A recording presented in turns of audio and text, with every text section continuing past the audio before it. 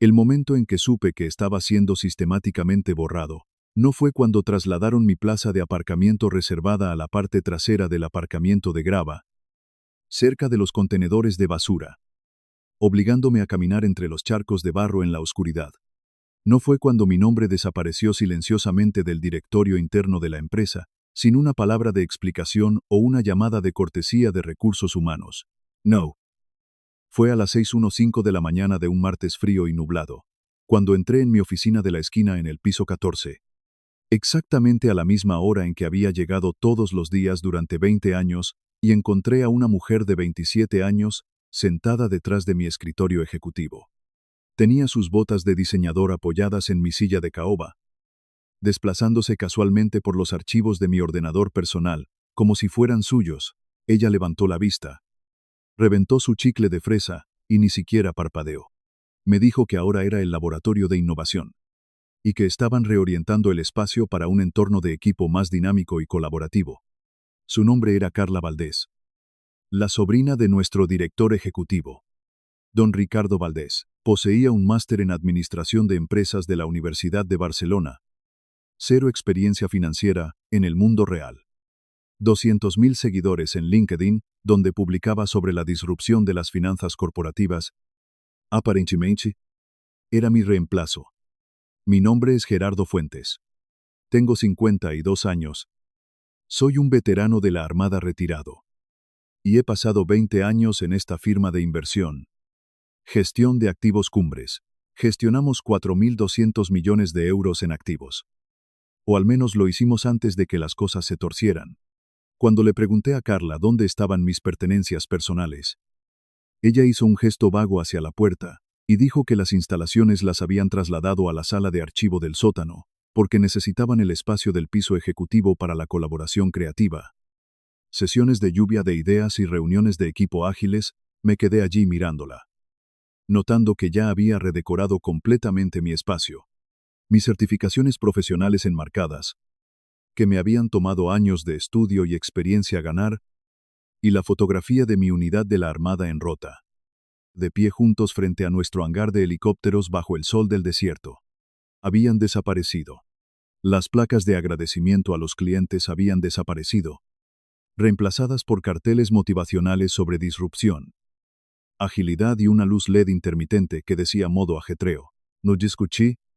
Me di la vuelta y caminé hacia el ascensor, manteniendo la misma disciplina y control emocional que había aprendido durante mis años de servicio militar en el Golfo de Cádiz.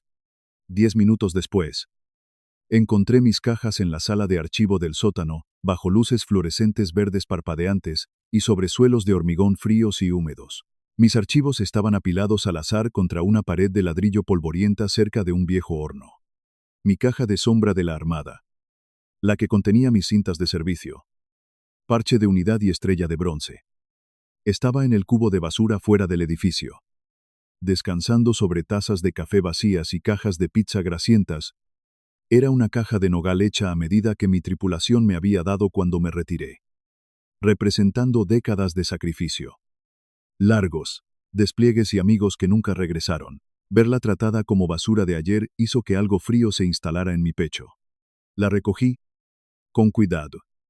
Le quité el polvo con mi pañuelo y la llevé de nuevo adentro. Ese fue el momento exacto en que dejé de estar enojado y empecé a ser preciso. Tienes que entender cómo terminé en ese sótano.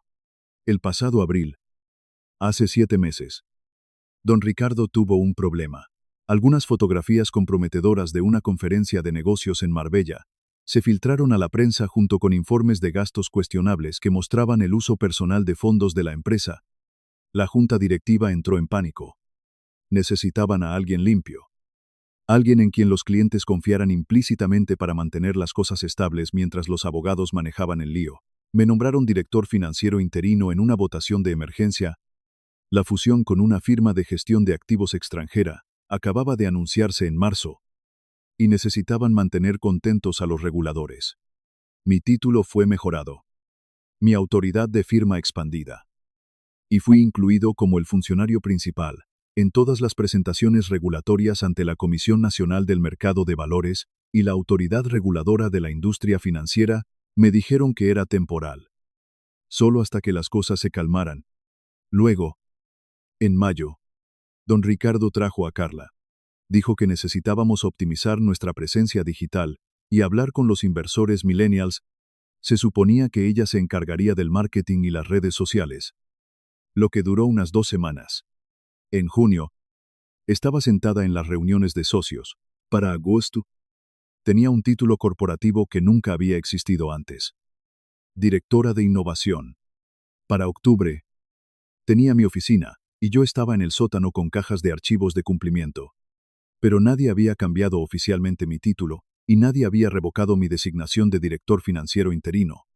Simplemente me movieron, desplazándome silenciosamente como muebles que ya no querían. Mi oficina del sótano era una mesa plegable, una silla de metal y un rincón de la sala de archivo, que olía a papel viejo y hormigón húmedo.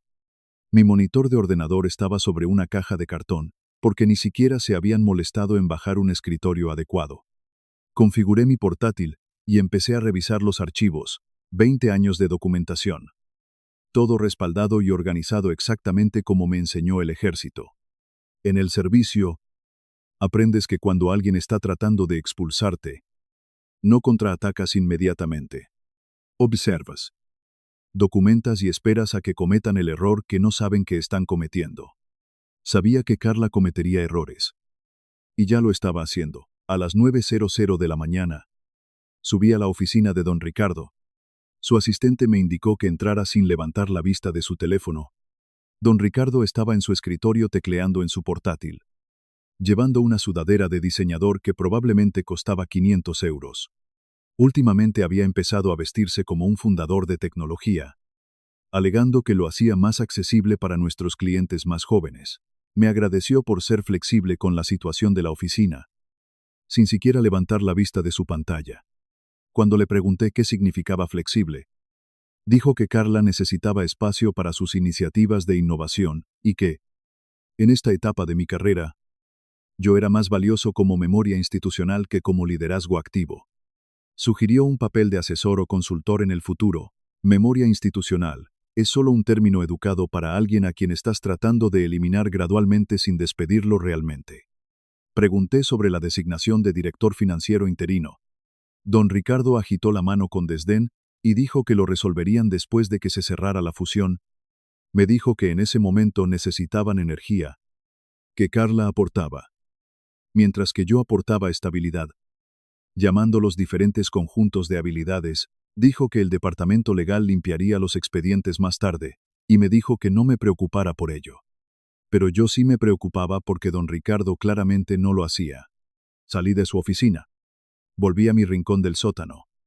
Abrí un nuevo documento en mi portátil y comencé un archivo titulado Cronología y Documentación.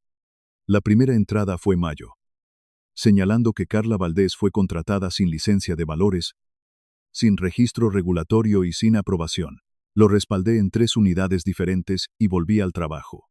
La primera gran presentación de Carla ocurrió 2 semanas después de que ella ocupara mi oficina. La llamó una reunión general con asistencia obligatoria. Me senté en la parte trasera de la sala de conferencias observándola prepararse. Tenía un portátil cubierto de pegatinas de startups y la suficiente confianza para llenar un estadio. Las luces se atenuaron, y su presentación apareció en la pantalla titulada Marco Dinámico de Flujo de Capital. Un sistema de evaluación de riesgos de inteligencia artificial. Casi me atraganto con mi café.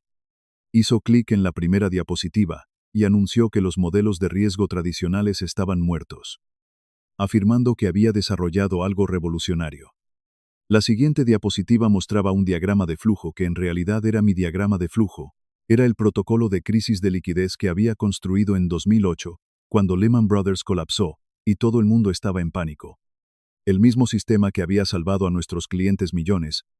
Había tomado mi manual operativo de 47 páginas, copiado los diagramas clave.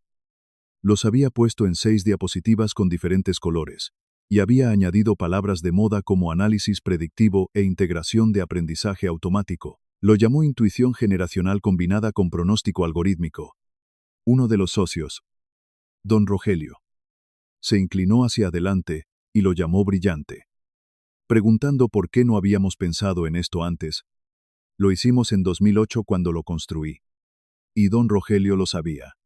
Él había estado allí. Pero nadie dijo nada. Simplemente asintieron y tomaron notas mientras Carla me explicaba mi propio sistema con una terminología peor. Después de la reunión, fui a mi rincón del sótano y añadí otra entrada a mi archivo, señalando que Carla Valdés presentó mi modelo de riesgo propietario de 2008 sin atribución. Adjunté capturas de pantalla de su presentación junto a mi documentación original. Lo guardé y lo respaldé. El periódico El País publicó un artículo sobre ella 3 días después, llamándola una estrella en ascenso. Lo imprimí y lo añadí a la carpeta. Luego comenzaron las decisiones realmente imprudentes. Carla decidió que necesitábamos modernizar nuestra estrategia de cartera, con finanzas descentralizadas y grupos de riqueza de criptomonedas.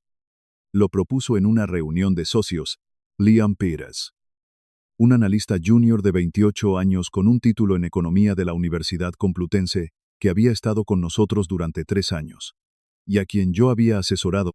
Me encontró en el sótano con cara de preocupación.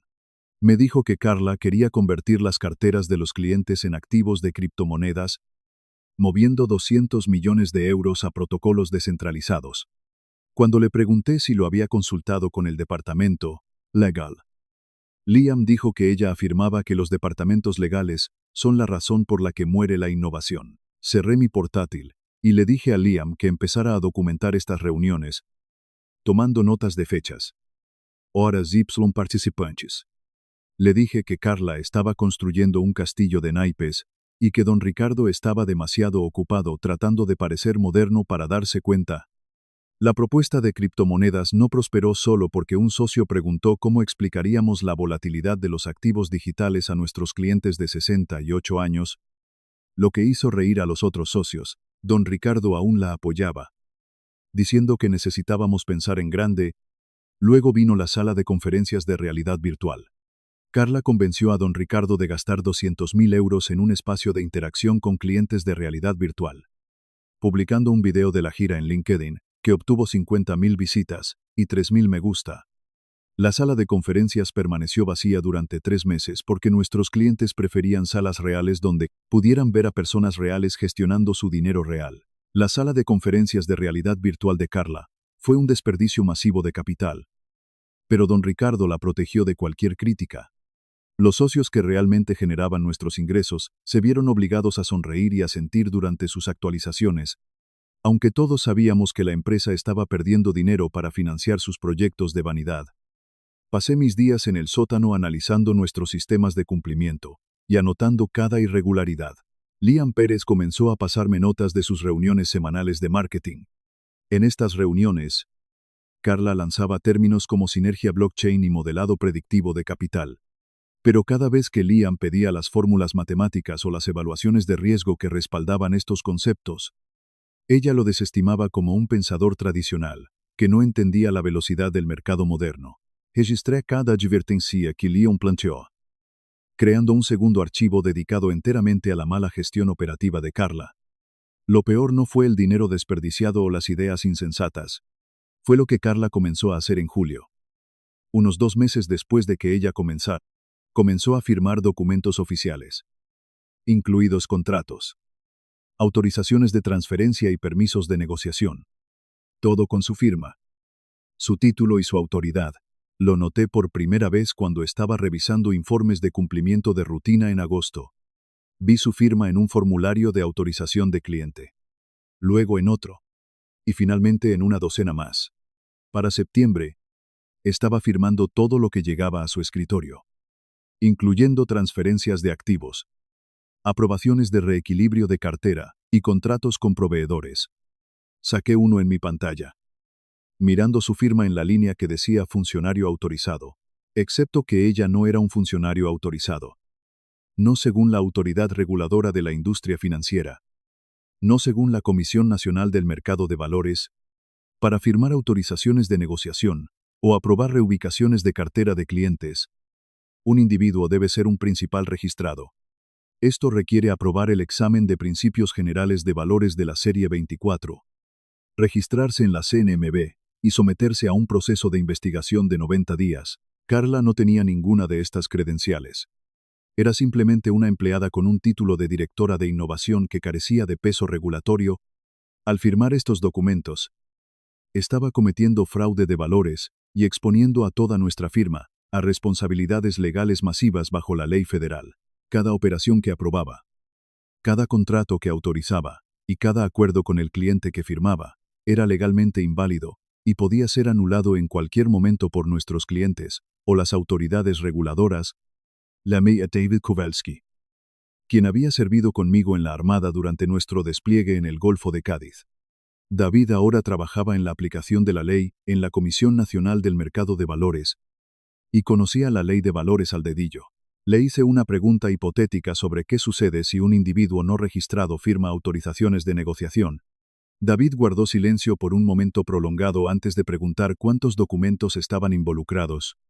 Le dije que se trataba de unos 30 o 40 documentos en 4 meses. David no dudó, afirmando que no era un problema hipotético, sino un fraude regulatorio directo.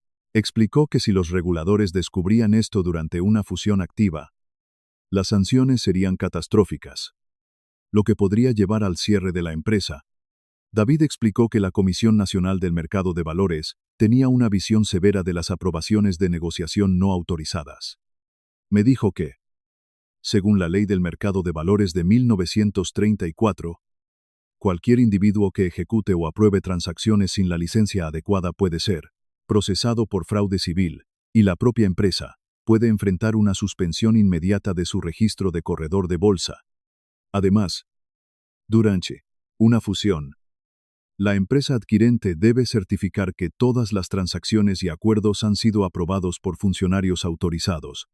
Si proceden con la transacción basándose en firmas inválidas, podrían enfrentar demandas de accionistas y auditorías regulatorias. David me advirtió que si no denunciaba esto, mi nombre como director financiero interino en los expedientes me convertiría en el objetivo principal de la investigación. Le di las gracias por su consejo. Sabiendo exactamente cuál tenía que ser mi siguiente movimiento, volví a mi oficina del sótano. Abrí mi hoja de cálculo y comencé una nueva sección titulada Firmas no autorizadas. Revisé sistemáticamente cada informe de cumplimiento de julio a octubre, extrayendo cada documento que Carla había firmado. Cotejé cada transacción con nuestra base de datos interna y los registros regulatorios. Me llevó 3 días de investigación meticulosa, pero compilé una lista exhaustiva. Conté 32 documentos separados firmados por Carla Valdés. Cada documento representaba una violación distinta de las normas regulatorias, sumando más de 50 violaciones separadas. Tomé capturas de pantalla de cada firma. Las compilé en un único archivo seguro y las respaldé en 3 unidades cifradas diferentes. También descubrí que don Ricardo estaba ocultando activamente estas violaciones. Hablé con nuestro oficial de cumplimiento junior, Pedro Hernández, cuyo escritorio estaba escondido en un rincón del 5º piso. Pedro parecía exhausto, con los ojos inyectados en sangre por semanas de revisar listas de verificación de fusiones. Le mostré las impresiones de las firmas de Carla y le pregunté si ella estaba registrada como principal autorizado. Pedro miró a su alrededor nerviosamente. Bajó la voz a un susurro y me dijo que le había señalado el problema a don Ricardo en agosto. Según Pedro, don Ricardo prácticamente le había gritado, diciéndole que la fusión era la prioridad y que no podíamos permitir que formalidades regulatorias menores ralentizaran nuestro impulso. Don Ricardo le había instruido a Pedro que ignorara las firmas y presentara los formularios de cumplimiento de todos modos. Pude ver el pánico en los ojos de Pedro. Sabía que si los reguladores descubrían esto, él sería considerado personalmente responsable de presentar registros de cumplimiento falsos. Mientras que don Ricardo y Carla intentarían culparlo a una supervisión administrativa, esto era una clara violación del deber fiduciario y una violación de los controles internos, y me dio otra prueba para documentar. El momento de esto no podría haber sido peor para don Ricardo y Carla, pero fue perfecto para mí. Gestión de Activos Cumbres estaba en medio de una importante fusión de 850 millones de euros con una firma extranjera. La empresa adquirente era un gestor de activos europeo muy conservador, y estaban realizando una intensa due diligence. Cada contrato, cada expediente de cliente y cada firma estaban siendo revisados por su equipo legal, y la Comisión Nacional del Mercado de Valores. Mi nombre todavía figuraba en todos los expedientes oficiales como director financiero interino y principal. Si los reguladores descubrían estas violaciones, me mirarían a mí. No iba a permitir que la sobrina de don Ricardo destruyera mi reputación profesional. Guardé los archivos. Cerré mi escritorio y esperé. Cuando llamé a doña Elena, ni siquiera me saludó, preguntando inmediatamente qué era esa propuesta de venta. Dijo que había recibido una propuesta de 40 páginas de nuestra nueva directora de innovación sobre participación accionarial tokenizada y participación en capital blockchain que no tenía ningún sentido. Al final del documento había una autorización para avanzar con la implementación ya firmada por Carla Valdés, directora de innovación, afirmando que estaba autorizada a ejecutar modificaciones estratégicas de cartera. Doña Elena dijo que si esto era real, retiraría su dinero ese mismo día. Le pedí que me lo enviara inmediatamente. La propuesta llegó 30 segundos después. Fue peor de lo que había imaginado. Carla había creado un plan para convertir el capital de la empresa de doña Elena en tokens basados en blockchain. Doña Elena explicó que Carla la había llamado 3 veces esa semana usando tácticas de venta de alta presión para convencerla de que tokenizar los activos de su empresa era la única forma de evitar quedarse atrás en la era digital. Carla lo había presentado como una forma revolucionaria de recaudar capital sin suscriptores tradicionales. Analicé los detalles de la propuesta en mi portátil. Era un desastre absoluto. Según la Ley de Valores de 1933 y los estándares legales establecidos de la prueba Howey, los tokens propuestos por Carla se clasificarían como valores no registrados.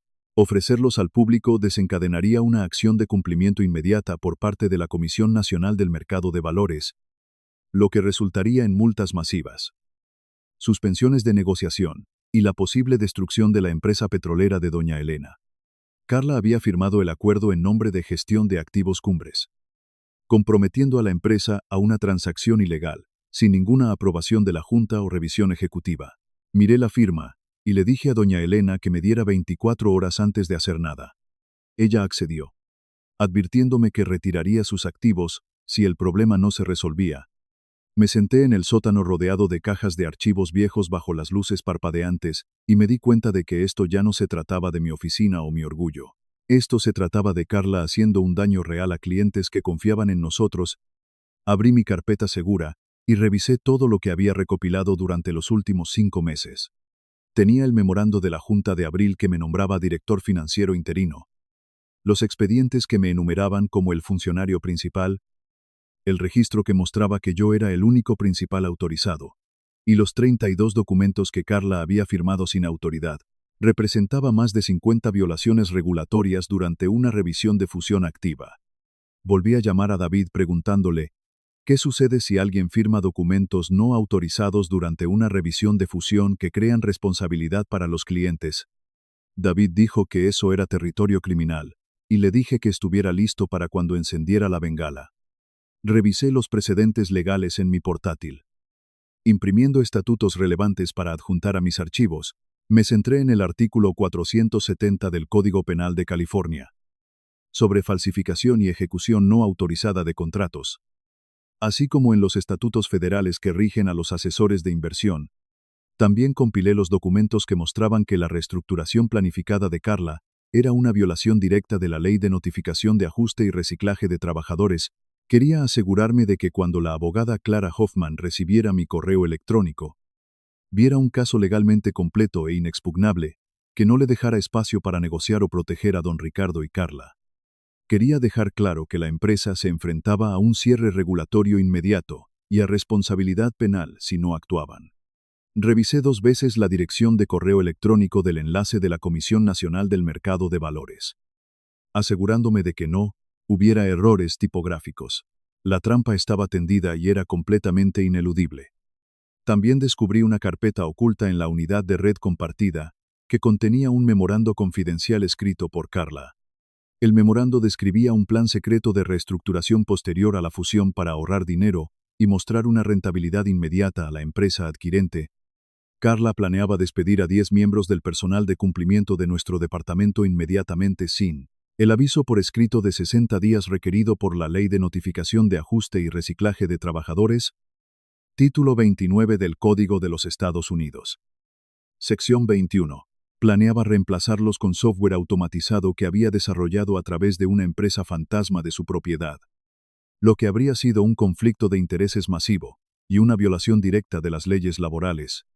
Pasé las siguientes 4 horas escribiendo un correo electrónico a Clara Hoffman, nuestra abogada interna.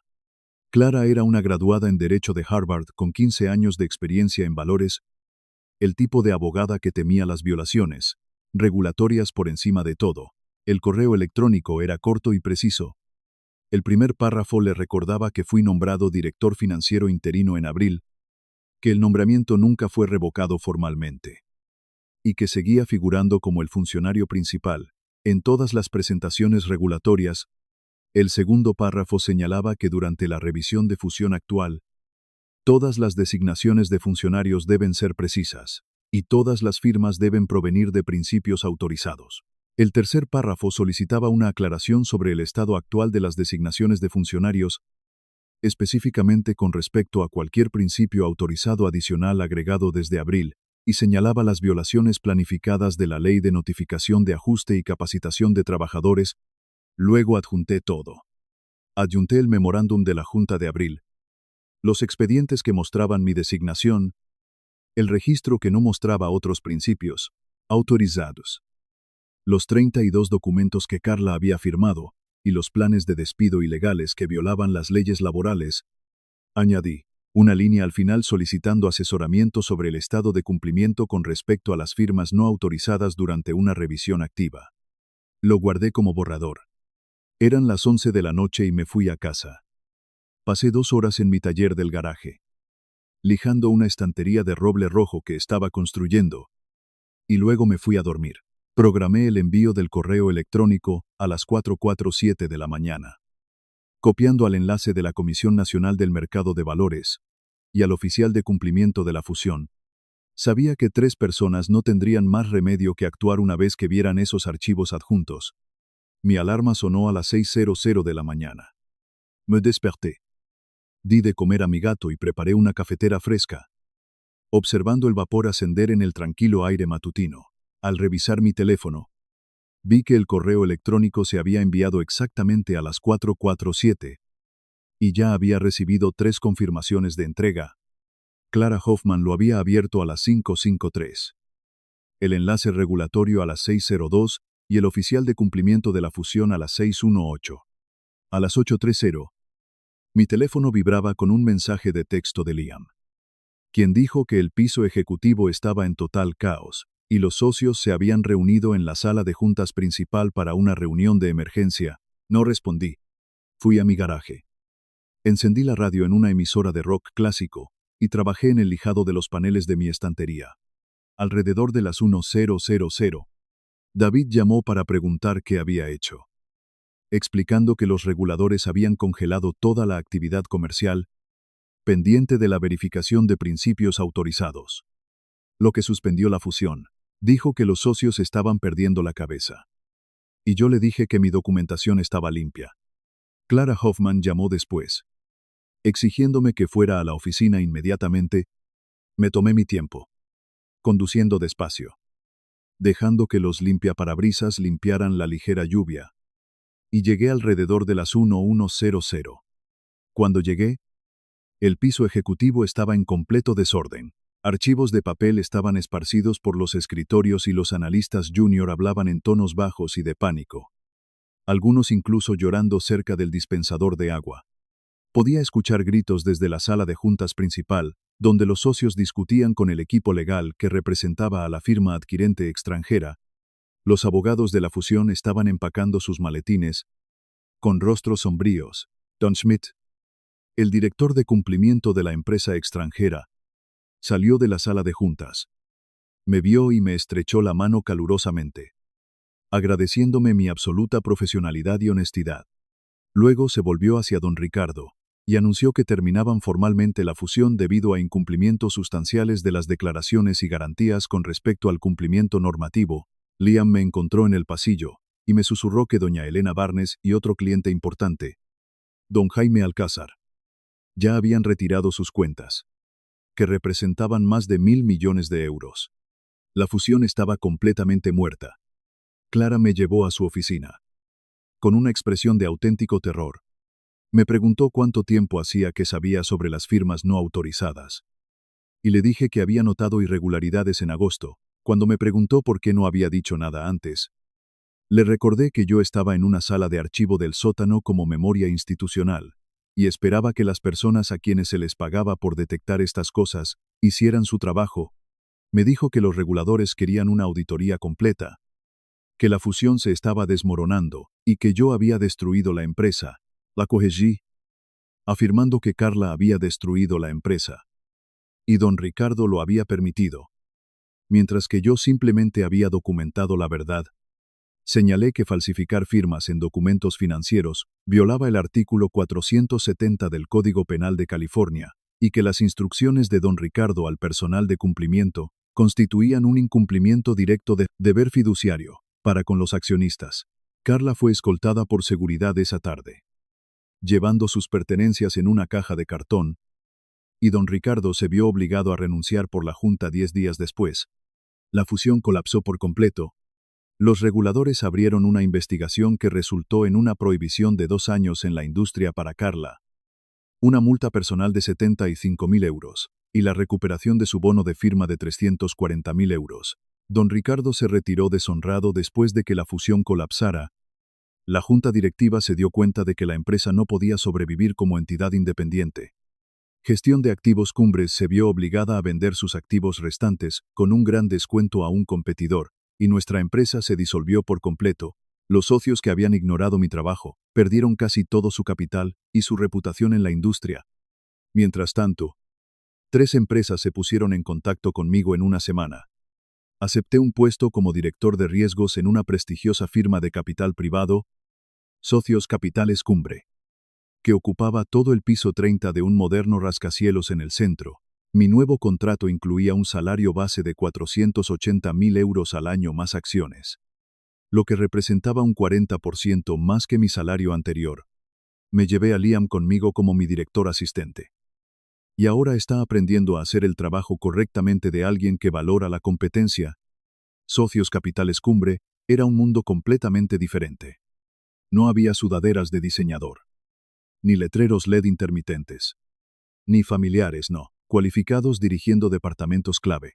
Era una firma construida sobre la competencia, la diligencia y el respeto mutuo. Mi nueva oficina tenía un enorme escritorio de cerezo, sillas de cuero y una ventana que daba a toda la bahía. Cuando caminaba por el pasillo, los socios me saludaban por mi nombre, y mis opiniones sobre la evaluación de riesgos eran tratadas como la autoridad final. Liam Pérez prosperó en este ambiente, convirtiéndose rápidamente en uno de nuestros principales analistas de riesgos. El colapso de Gestión de Activos Cumbres se convirtió en un caso de estudio en la industria, una advertencia de lo que sucede cuando una empresa reemplaza la competencia operativa con una marca superficial y el nepotismo familiar. Los fines de semana, me sentaba en mi tranquilo garaje, trabajando en mi estantería, sintiendo la madera maciza bajo mis dedos, sabiendo que las cosas que construyes con cuidado e integridad son las únicas que perduran. Colgando sobre ella está mi caja de sombra de la Armada, que rescaté de la basura. Me recuerda la frase grabada en la parte inferior, que significa no para uno mismo, sino para el país. Yo no intentaba destruir la empresa. Estaba protegiendo lo que habíamos construido de personas que pensaban que las palabras de moda podían reemplazar décadas de experiencia real. Serví un vaso de whisky escocés. Lo sostuve a la luz y tomé un sorbo. Sabía a victoria.